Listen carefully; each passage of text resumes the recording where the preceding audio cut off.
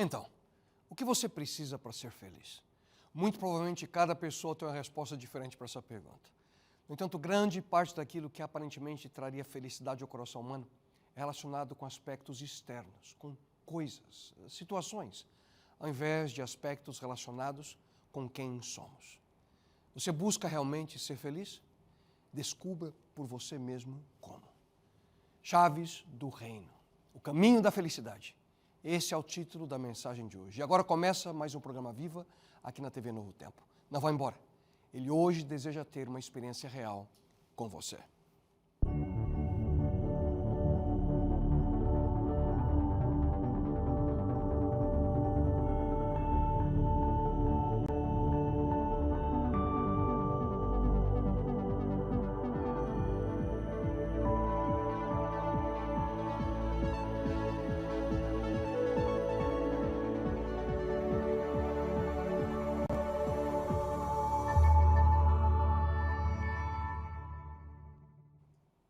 Olá você, boa noite. Prazer grande estar mais uma vez na sua companhia. Se essa é a sua primeira vez conosco, eu espero que você aprecie passar esses poucos minutos aqui entre nós. E então, o que traria verdadeira felicidade para você? Em uma pesquisa realizada com 52 mil pessoas pela revista Psychology Today, a seguinte pergunta foi feita: o que lhe traz felicidade? E as respostas, algumas das principais respostas obtidas foram essas: amigos, vida social, alguns disseram um bom emprego, ou estar apaixonado, reconhecimento, sucesso. Outros responderam sexo, crescimento pessoal. Outros já falaram uma boa situação financeira, comprar uma casa ou apartamento, ser bonita, atrativa, minha religião, recreação, exercício. Outros responderam ser pai, ser mãe, o casamento, a família. E outros responderam alegria do companheiro. Eu tenho certeza que se essa pesquisa tivesse sido feita no Brasil, talvez uma das respostas mais votadas seria ver a seleção ganhando outra Copa, pelo menos não passando vexame como tem sido ultimamente, não? Como se a vitória ou derrota trouxesse alguma coisa intrinsecamente boa para o povo brasileiro. Mas a gente deixa isso de lado. Como é muito claro de perceber, a ideia popular de felicidade gira em torno de circunstâncias, gira ao redor de experiências positivas. Por isso muitos pensam, eu vou viver e desfrutar a vida ao máximo. Essa é a busca da grande maioria. Por sinal, foi essa a experiência de um dos homens mais poderosos que já pisou na face do nosso planeta. Seu nome? Salomão. Foi exatamente isso o que ele fez. Ele decidiu testar o que era viver em total prazer e aproveitar as coisas boas da vida. E descrevendo essa experiência, ele escreveu: disse então para mim mesmo, vamos, experimente, divirta-se, aproveite a vida ao máximo. Em outras palavras, Salomão afirma aqui que ele experimentou de tudo que a vida podia oferecer de bom. Acumular coisas, experimentar os prazeres carnais, alcançar sucesso. No entanto, à medida que Salomão desfrutava da sua vida, ele foi pouco a pouco ali entendendo que coisas, ele foi entendendo que pessoas ou circunstâncias não trazem felicidade completa. Podiam até trazer prazeres momentâneos, mas não a felicidade completa, aquela que dura. A experiência de Salomão, queridos, é um lembrete de que, embora seja importante nós aproveitarmos a vida, viver as bênçãos que Deus nos deu, também nós devemos ter em mente a natureza transitória dos prazeres que a vida nos dá, aquilo que a vida nos proporciona. Quer ver um exemplo? Você se lembra do primeiro celular que você sonhou ter? Para alguns de nós foi aquele Motorola Dynatec. Ele pesava quase 800 gramas, media 25 centímetros, fora a antena flexível de borracha. Com o tempo, tudo deixa de ter o valor e a atração que um dia teve. Foi isso que Salomão percebeu.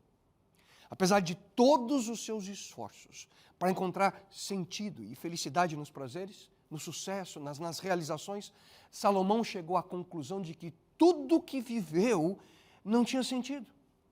Ele percebeu que foi tudo uma jornada sem realização plena. E é por essa razão que ao final ali da sua vida ele escreveu: tudo isso é uma grande ilusão. é correr atrás do vento. E essa constatação é profunda, ao mesmo tempo, queridos, preocupante. Em realidade, nos faz questionar o valor e o propósito das decisões e das coisas que frequentemente nós associamos à felicidade, ao sucesso. Me permita voltar à mesma pergunta. O que é realmente necessário para fazer o homem feliz? Alguns pensam sempre mais um pouquinho mais daquilo que é mais novo, um pouquinho mais daquilo que é mais rápido, um pouquinho mais daquilo que é mais moderno, mais atrativo, mais high-tech, mais. Mas, queridos, você e eu não podemos comprar felicidade. Nenhum de nós pode.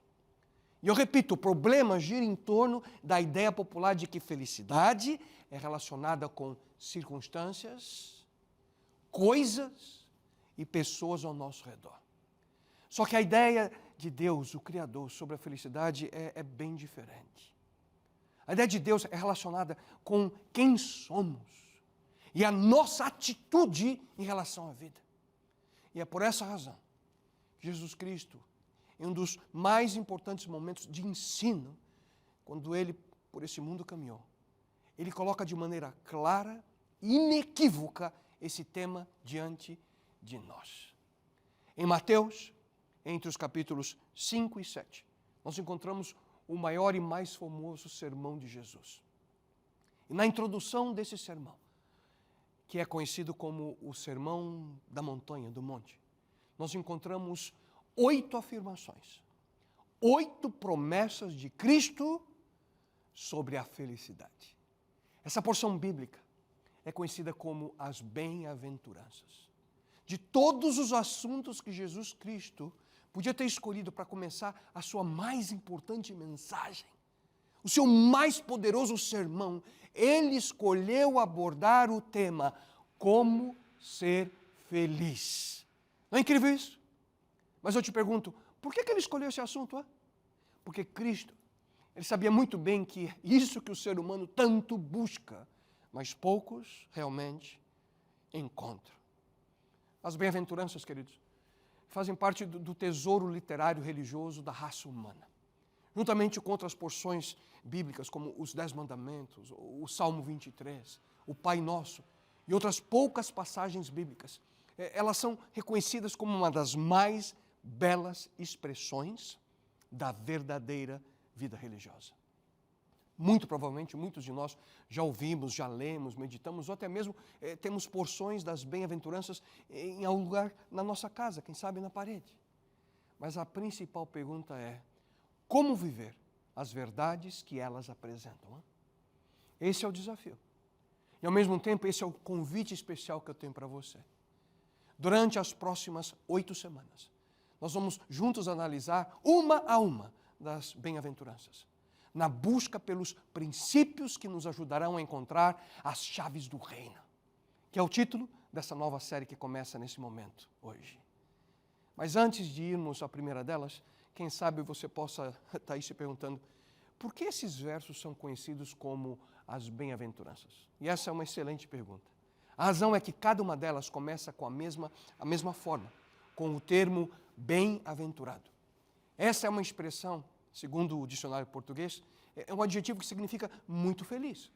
A palavra que nós encontramos no original grego, makarios, significa abençoado, afortunado, feliz.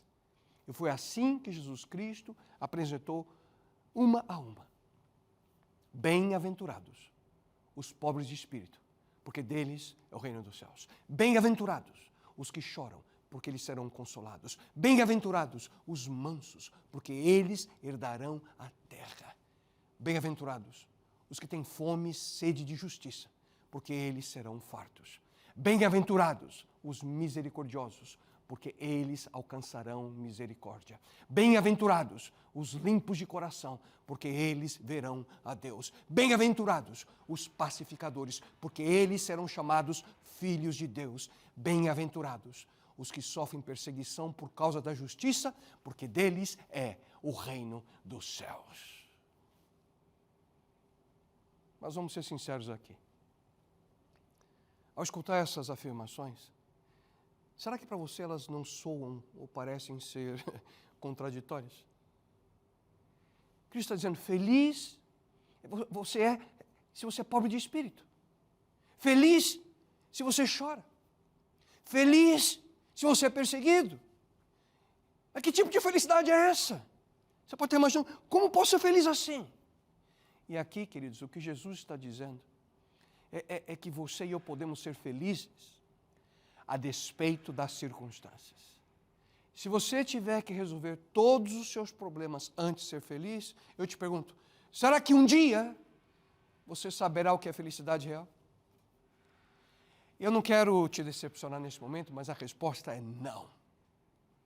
Se você busca por perfeição a sua vida para ser feliz, você nunca saberá o que é felicidade. Jesus está dizendo aqui, eu quero que você entenda que a felicidade não depende das circunstâncias ideais ao seu redor, mas sim da sua atitude e como você encara os desafios da vida. Portanto, queridos, felicidade é uma escolha. Você escolhe a atitude correta. Felicidade depende do tipo das escolhas que você faz em relação à sua atitude no seu dia a dia. Bem, nesse momento, então, vamos começar focando nossa atenção na primeira chave que abre a porta para a real felicidade de acordo com Jesus Cristo. E vamos a ela. Bem-aventurados os pobres de espírito, porque deles é o reino dos céus. A primeira bem-aventurança, ela pode ser resumida, queridos, em uma palavra apenas. Sabe qual? A palavra humildade.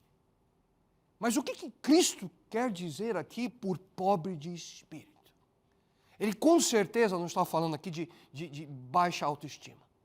Ele não estava se referindo a você colocar-se por baixo em toda e qualquer situação. Jesus não deu a sua vida por algo sem valor. Ele deu sua vida por pessoas como você e eu. Você tem valor, você é importante, você tem significância para Ele. Isso, de forma alguma, queridas, significa que você é perfeito. Que todos erramos, você e eu. Mas Cristo não está dizendo aqui que você precisa se rebaixar a cada momento. Mas, afinal, o que significa ser pobre de espírito? Simplesmente significa depender dele. Ele está falando aqui sobre humildade. Ele está falando em reconhecermos que nós somos imperfeitos, que nós não temos todas as soluções, que nós não conhecemos todos os caminhos, mas que nós podemos confiar naquele que é perfeito. Aquele que tem todas as respostas e aquele que conhece o caminho que nós precisamos tomar. Talvez seja mais fácil a gente entender atitudes contrárias à atitude de pobre de espírito, que é a soberba, que é o individualismo, que é a vaidade, que é a petulância, que é o cinismo. A Nova Tradução na linguagem de hoje traz o mesmo verso assim. Felizes as pessoas que sabem que são espiritualmente pobres. Essas pessoas, eles reconhecem que não possuem tudo o que precisam. Sabem que o que mais necessitam é da presença e da direção de Deus. A Bíblia Viva também traz o mesmo texto assim. Muito felizes são os humildes. Você vê? O ponto principal aqui, queridos, é que Jesus inicia essa linda porção de seus ensinamentos. A primeira chave do reino com a principal característica daqueles que entendem o real significado da felicidade. Humildade. Esse é o primeiro passo. Humildade. Queridos, humildade e felicidade estão sempre interconectadas. São os dois lados de uma mesma moeda. Se você quer ser feliz, você precisa aprender a viver em humildade. E ao ser humilde, você vai encontrar o verdadeiro caminho para a felicidade. Não a felicidade temporária, mas a felicidade eterna. Mas você pode estar se perguntando, como que a humildade pode aumentar a minha felicidade? Eu queria sugerir para você, nesse momento, pelo menos de 3 formas. como que a humildade abre o caminho da felicidade. A primeira delas aqui, a humildade, desenvolve em nós gratidão. Como? Isso mesmo. Ser humilde nos faz mais gratos.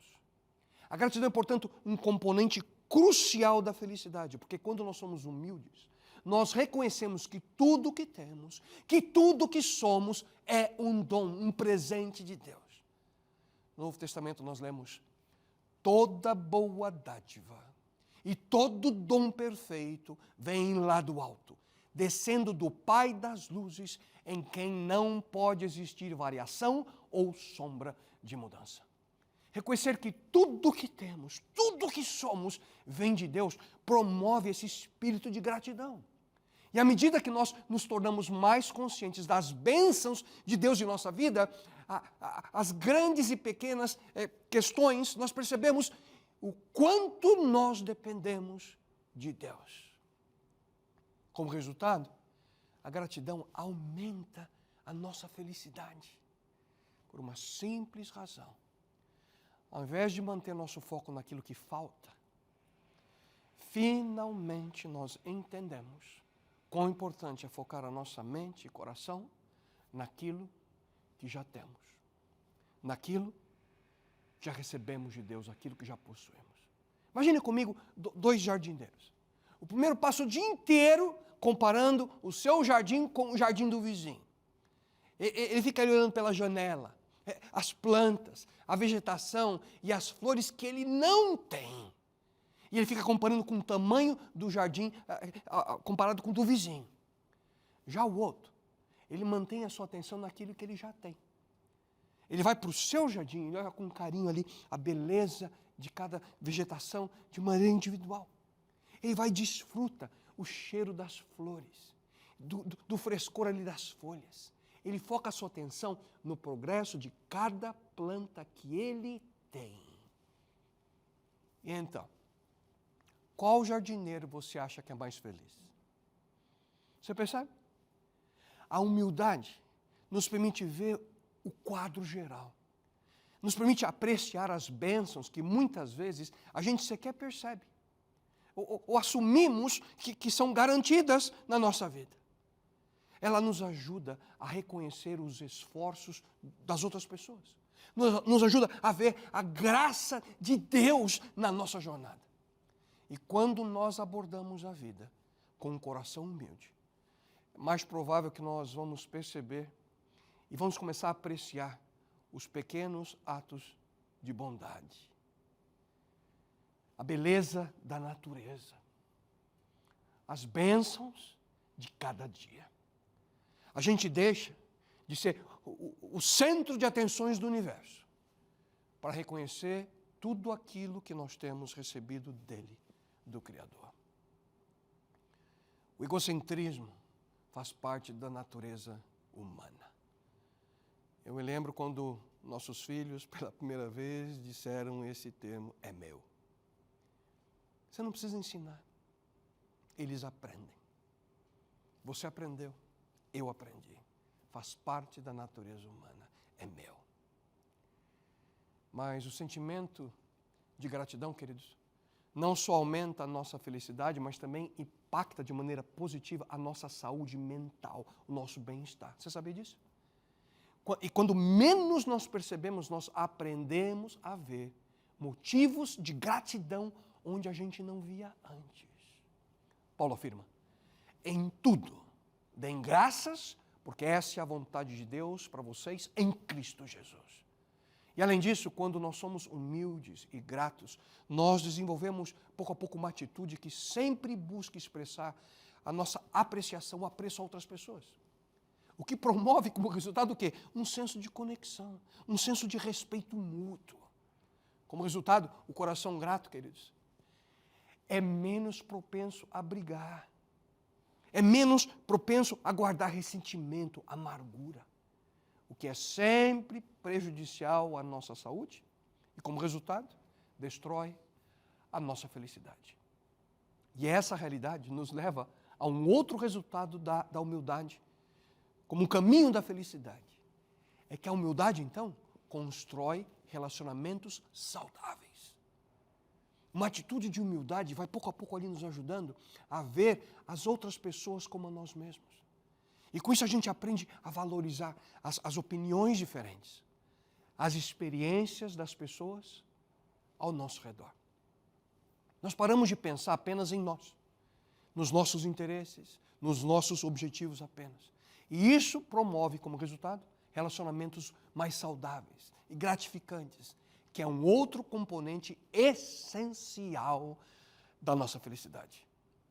Quando somos humildes, nós somos melhores ouvintes. A gente ouve com atenção.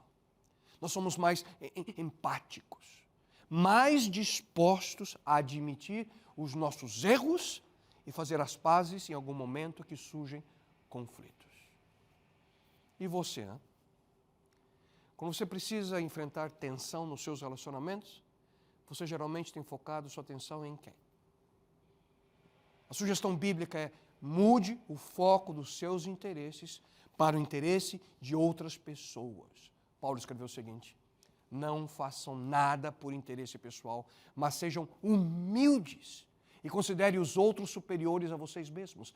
Que ninguém procure os seus próprios interesses, mas também os dos outros. Tenham entre vocês o mesmo modo de pensar que Jesus tinha. A palavra aqui traduzida por procure vem da palavra grega scopus, de onde vem o sufixo para a palavra como microscópio, telescópio.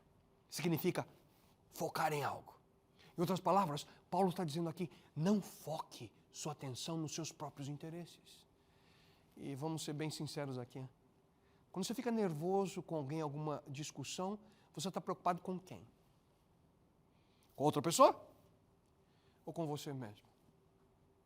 Mas imagine como seria a sua reação se 5 segundos antes de dizer alguma coisa, você ouvisse, quem sabe, a voz de Deus dizendo: filho, filha, pense nas necessidades dela, não nas suas.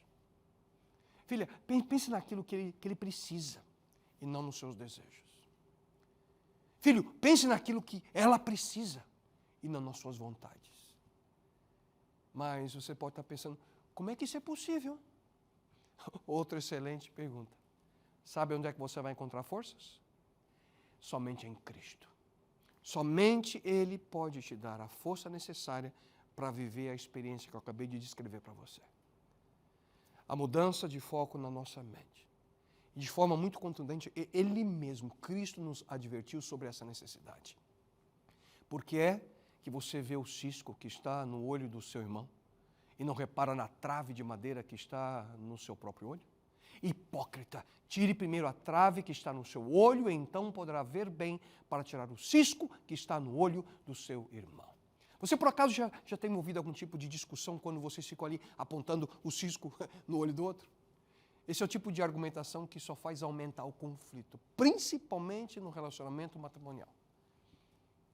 O que Jesus está dizendo nesse texto é o seguinte: pergunte a você primeiro: será que eu não sou culpado da mesma coisa? Mesmo que seja um cisco bem pequenininho, não fará que você enxergue bem a situação ali ao seu redor. Já percebeu como as pessoas elas cobram em outras pessoas as áreas que elas mesmas não são capazes de viver à altura daquilo que querem? O problema é que com o meu cisco pequenininho no meu próprio olho, eu não consigo ver.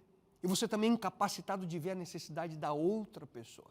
Mesmo que você seja tentado a pensar assim: eu já analisei a nossa situação com cuidado e eu cheguei à conclusão de que ele e que ela é 100% culpado. E aqui eu gostaria de dizer umas poucas palavras para vocês que são casados. No casamento, queridos, nunca é apenas o problema dele ou o problema dela. Sempre será o problema dos dois. O problema também é seu. E para resolver conflitos, vocês precisam trabalhar juntos. Como? Em humildade. Na verdade, eu acredito que uma das atitudes fundamentais para um casamento de êxito é humildade.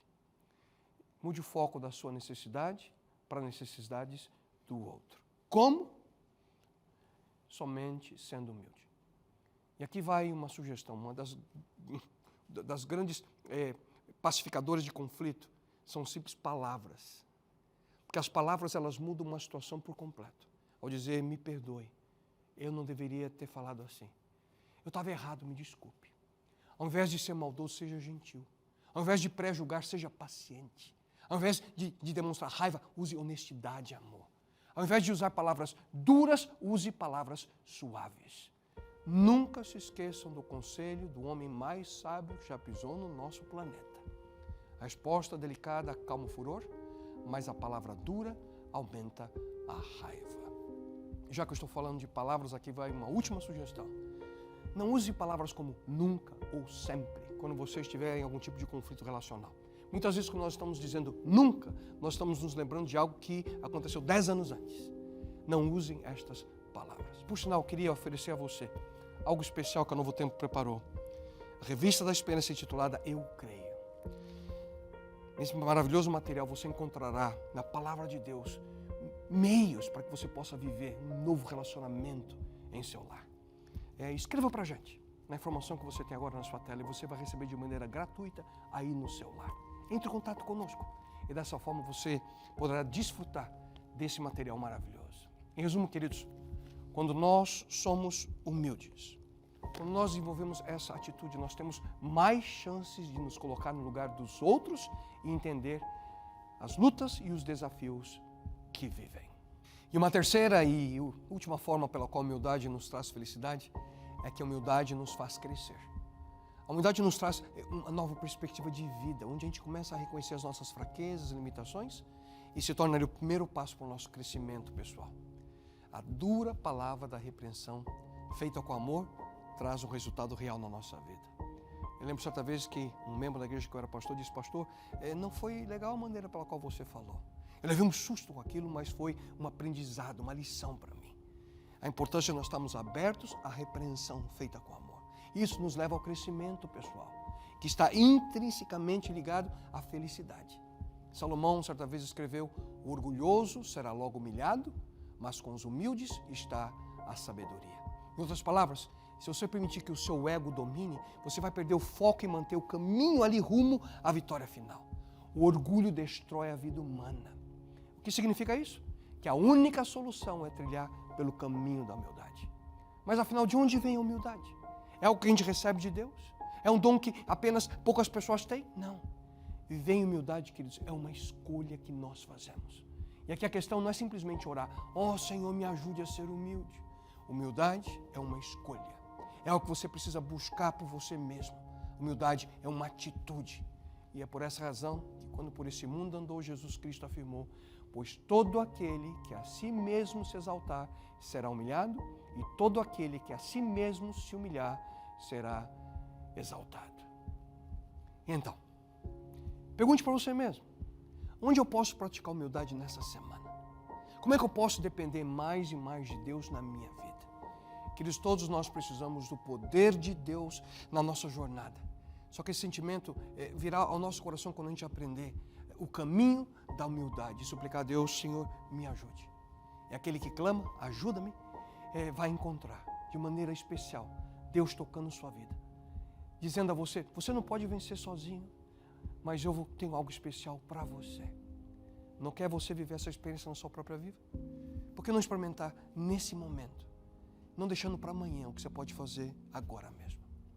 Me permita orar por você. Pai querido, abençoe esse teu filho e essa tua filha a viver a experiência da humildade, segundo o teu plano e teu propósito. Isso eu te lhe suplico, em nome e pelo amor do teu filho Jesus. Amém, Senhor.